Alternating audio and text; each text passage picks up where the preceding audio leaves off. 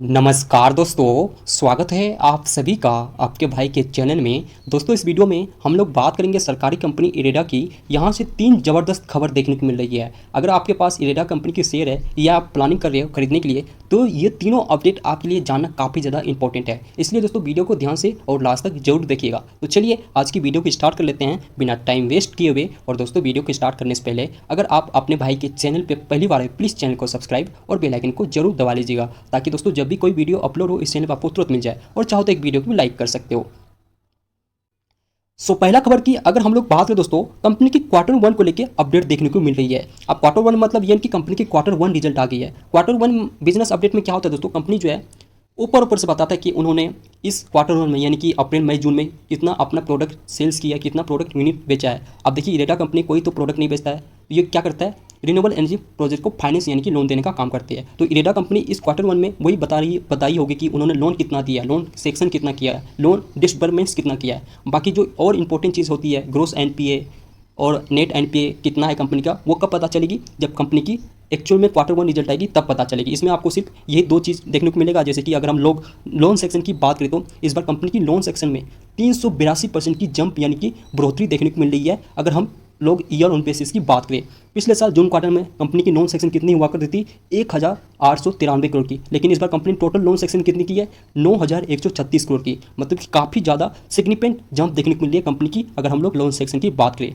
दूसरा दोस्तों, अगर हम लोग लोन डिसबर्समेंट की बात करें तो यहाँ पे भी 67% की ईयर बेसिस पे जंप देखने को मिल रहा है। पिछले साल जून क्वार्टर में कितना हुआ करती थी कंपनी की लोन डिसबर्समेंट, लगभग 3174 करोड़ की, और जो कि इस जून क्वार्टर में कितनी पहुंच गई है, 5320 करोड़ की, यानी कि 67% की जंप है। तो कंपनी ने काफ़ी अच्छा खासा बिजनेस अपडेट दी है। और बाकी तो देखने वाली बात है कंपनी की इस क्वार्टर वन रिजल्ट में नेट प्रॉफिट कितनी आती है, ग्रोस एनपीए कितनी है, नेट एनपीए कितनी है, वो तो एक्चुअल में जब कंपनी क्वार्टर वन डिक्लेयर करेगा तब पता चलेगी। लेकिन कह सकते हैं कंपनी जो क्वार्टर वन बिजनेस अपडेट दी है काफ़ी अच्छी दी है। देन दोस्तों हम लोग बात करते हैं सेकंड खबर की। और सेकंड खबर दोस्तों कंपनी की आईपीओ को लेकर देखने को मिल रही है। जी हाँ दोस्तों, आज के दिन कंपनी की मैनेजमेंट ने बता दिया कि उनका आईपीओ कब आ सकता है और कितनी साइज़ की आ सकती है।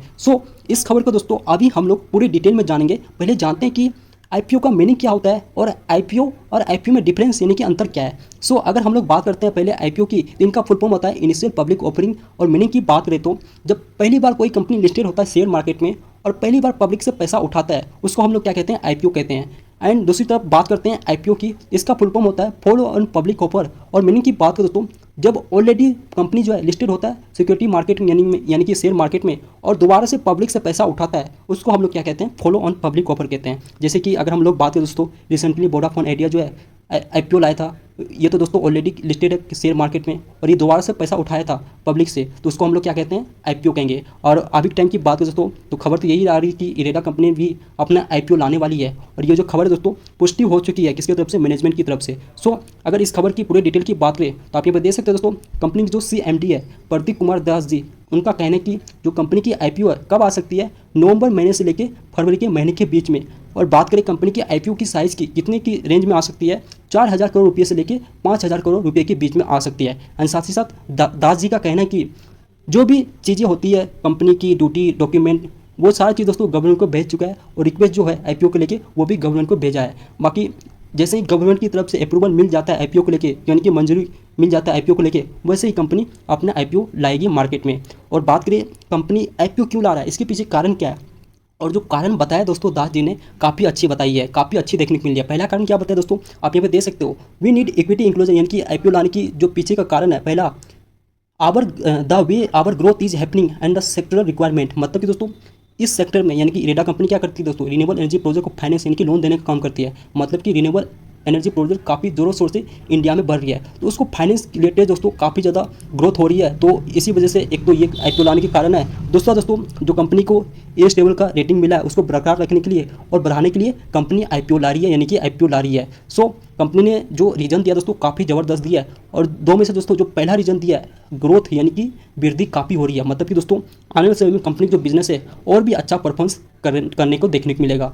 दोस्तों जो पहले खबर आ रही थी रिपोर्ट के जरिए कंपनी की आईपीओ आने वाली है, वो दोस्तों कंपनी की तरफ से पुष्टि हो चुका है। और कंपनी की आईपीओ जो है नवंबर महीने से लेकर फरवरी के महीने के बीच में आएगी, वो भी 4000 करोड़ रुपये से 5000 करोड़ के बीच में। बाकी किस प्राइस पे आएगी वो देखने वाली बात होगी।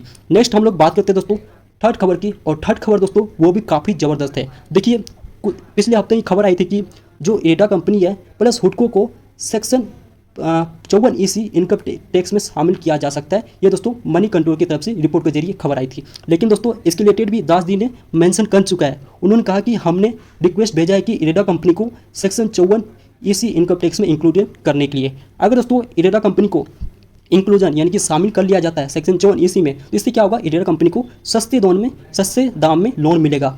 अगर दोस्तों इसको आप पूरे समझना चाहते हो पूरे डिटेल में आसान शब्दों में, तो चलिए दोस्तों हम लोग इसको पूरे आसान शब्दों में समझते हैं। देखिए अगर इरेडा कंपनी को इनकम टैक्स की 54 में शामिल कर लिया जाता है तो इससे क्या होगा, जो भी इन्वेस्टर इरेडा कंपनी की बॉन्ड खरीदेंगे उनको एक छूट मिलेगा, यानी कि एक फ़ायदा होगा। क्या, कैपिटल गेन टैक्स देने की जरूरत नहीं है। आपको पता ही दोस्तों हमें इमूवेबल एसेट पे सरकार को क्या देना पड़ता है, कैपिटल गेन टैक्स, यानी कि अगर आप घर बेचते हो या ज़मीन बेचते हो तो आपको कैपिटल गेन टैक्स देना पड़ेगा सरकार को। लेकिन दोस्तों अगर इरेडा कंपनी को सेक्शन 54 में शामिल कर लिया जाता है और जो भी इन्वेस्टर इरेडा कंपनी की बॉन्ड खरीदेंगे उनको कैपिटल गेन टैक्स देने की जरूरत नहीं है, यानी कि उनको एक फ़ायदा होगी। तो आप यहाँ पे देख सकते हो इन्वेस्टर को क्या मिल रहा है, एक फ़ायदा मिल रहा है। क्या चीज़, उनको कैपिटल गेन टैक्स की जरूरत नहीं है। तो इससे क्या होगा दोस्तों, इजली इरेडा कंपनी में इन्वेस्टर जो है पैसा लगाएंगे, इजली सस्ते दाम पर इन्वेस्टर इरेडा कंपनी को पैसा देगा। तो यही तो मैनेजमेंट भी कह रही है, जो कंपनी की CMD है दास जी, उनका यही कहना है कि अगर इरेडा कंपनी को शामिल कर लिया जाएगा इसका मतलब क्या हुआ, इरेडा कंपनी को सस्ते दाम में लोन मिलेगा। बाकी तो दास जी की तरफ से रिक्वेस्ट तो भेज चुका है सरकार की तरफ से, मतलब दास जी ने सरकार को रिक्वेस्ट भेज दिया है। बाकी आप उम्मीद कर सकते हो इरेडा कंपनी को शामिल कर लिया जा सकता है, क्योंकि दोस्तों यहाँ पे गवर्नमेंट के भी फायदा है। क्यों है फायदा दोस्तों, देखिए अगर इरेडा कंपनी को शामिल कर लिया जाता है सेक्शन 54 में, तो इससे क्या होगा, इन्वेस्टर को कैपिटल गेन टैक्स देने की जरूरत नहीं है, मतलब कि इन्वेस्टर को एक फायदा होगा। तो इन्वेस्टर क्या करेगा, इजली इरेडा कंपनी को पैसा देगा, वो भी सस्ते दाम में। तो इरेडा के पास पैसा होगा तो वो इजली क्या करेगा, कस्टमर को अपना लोन देगा।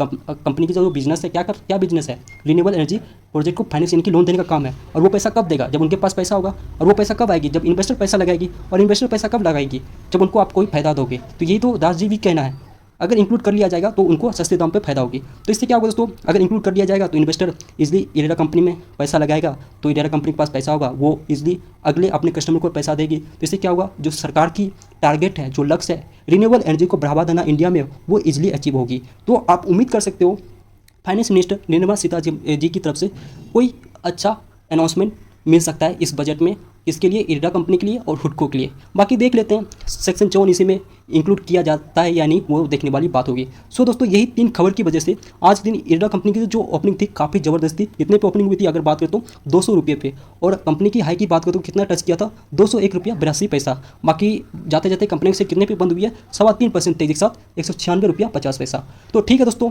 जितने भी इंपॉर्टेंट चीज़ थी आपके भाई ने कवर करने की कोशिश की। अगर भाई की मेहनत अच्छी लगी हो प्लीज़ वीडियो एक लाइक और चैनल को जरूर सब्सक्राइब कर लीजिएगा। मिलते हैं नेक्स्ट वीडियो में, तब तक के लिए have a good investment and trading.